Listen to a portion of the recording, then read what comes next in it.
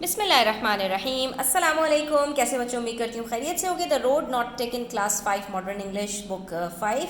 हमने इस पोम के word meanings, question answers, explanation कर लिए। Now we are heading towards the summary and the main point, that is the central idea. पहले तो मैं आपको ये बता दूं कि समरी और सेंट्रल आइडिया के अंदर डिफरेंस क्या होता है।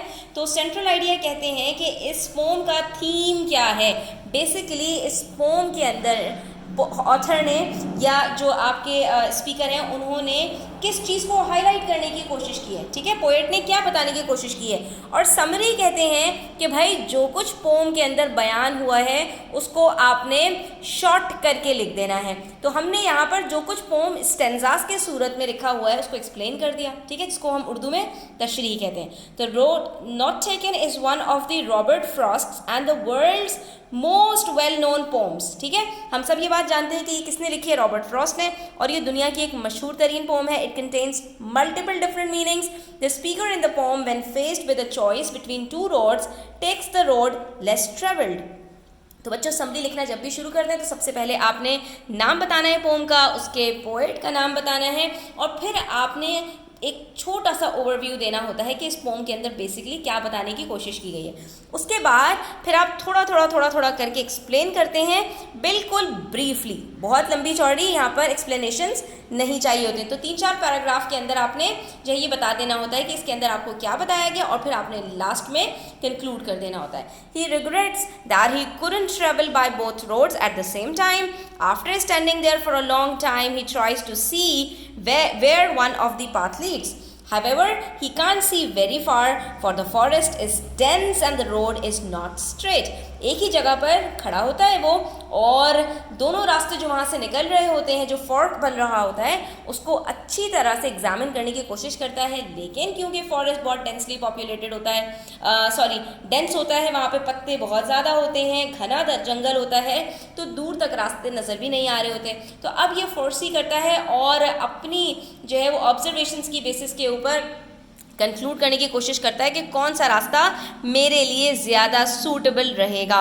लेकिन यहाँ पर वो एक ड्रॉबैक, एक लिमिटेशन को डिस्कस करता है कि at last he takes the other path, judging it to be just as good a choice as the first and supposing that it may even be the better option of the two since it is grassy and looks less worn than the other one. आखिरकार वो क्या करता है, जो दूसरा वाला रास्ता होता है उसको चूज़ करता है, ये सोचते हुए कि ये जो है वो ज़्यादा ख़राब नहीं लग रहा, कम ख़राब लग रहा है, यानी कि यहाँ के जो रास्ते हैं वो हमवार ज़्यादा हैं पहले वाले के मुकाबले में। और वो अपने आप को तसल्ली देता है कि मैंने जो रास्ता चूज़ किया है वो मेरे लिए ज़्यादा बेटर ऑप्शन होगा बनिस्बत पहले वाले रास्ते के, क्योंकि इसके अंदर मुझे ज़्यादा ग्रास वगैरह नज़र आ रही है, ठीक है। अब एक डिसीजन उसने ले लिया, अब उस चीज़ को वो रिलेट करेगा आगे अपनी रियल लाइफ के साथ। दो he actually walks on the second road, he has a lot of thoughts running in his mind, like maybe the first road would be better and that he will travel it at a later date, but then thinks one road tends to lead onward to another, hence it's unlikely to get such a chance to return.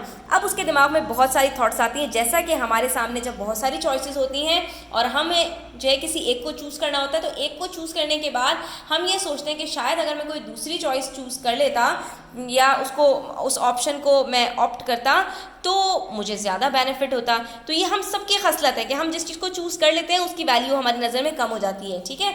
तो अब यहाँ पे ये कह रहा है कि अब जो है मैंने चूज़ तो कर लिया कि मैं सेकंड से जाऊँगा, लेकिन अब मेरे दिमाग में बहुत सारी ख्यालात आ रहे हैं कि हो सकता है पहला वाला रोड ज़्यादा अच्छा होता, और ये भी ख्याल आ रहा है कि मैं किसी और दिन जो है ना सेकंड वाले रूट को चूज़ करूँगा, यहाँ से गुजरूँगा और सेकंड वाले। लेकिन फिर यही ख्याल आ रहा है कि कभी कभी ऐसा होता है कि हम एक रास्ता चुन लेते हैं और उस रास्ते से आगे और बहुत सारे रास्ते निकल आते हैं, तो हमारे पास वापस पलटने का मौका ही नहीं होता।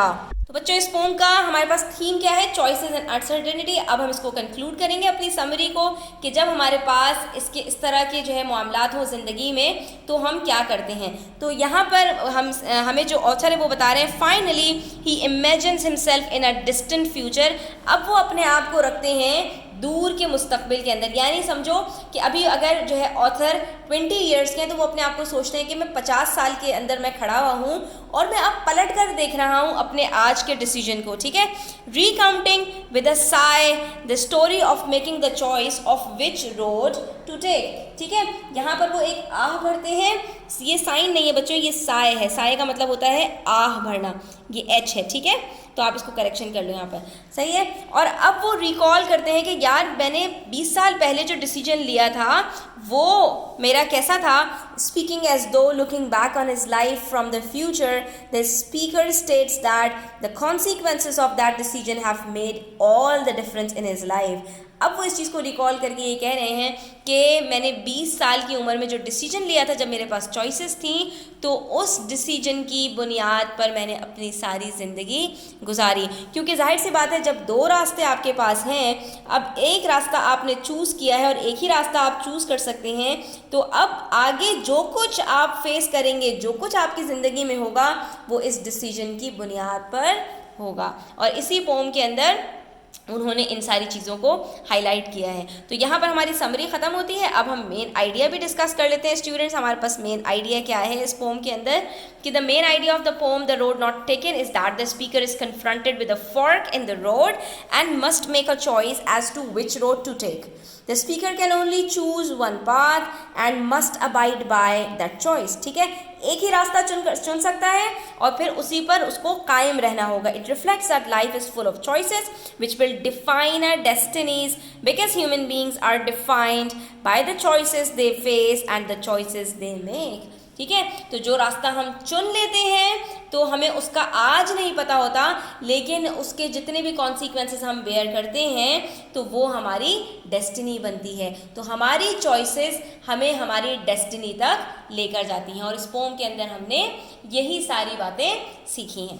तो आई होप स्टूडेंट्स कि आपको समरी और मेन आइडिया समझ में आ गया होगा। मेन आइडिया सेंट्रल आइडिया को भी कहते हैं। ठीक है, दोनों का मतलब एक ही है कि इसके अंदर बेसिकली इसका थीम क्या है और हमारे पास इसमें मॉरल या लेसन क्या है। ठीक है, तो यहाँ पर हमारी आज की वीडियो ख़त्म होती है। आई होप कि आपको पसंद आई होगी। वीडियो को अच्छी लगी हो तो लाइक कीजिएगा, अपने फ्रेंड्स के साथ शेयर कीजिएगा, चैनल सब्सक्राइब करते जाइएगा। अपना बहुत ख्याल रखिएगा। अल्लाह हाफ़िज़।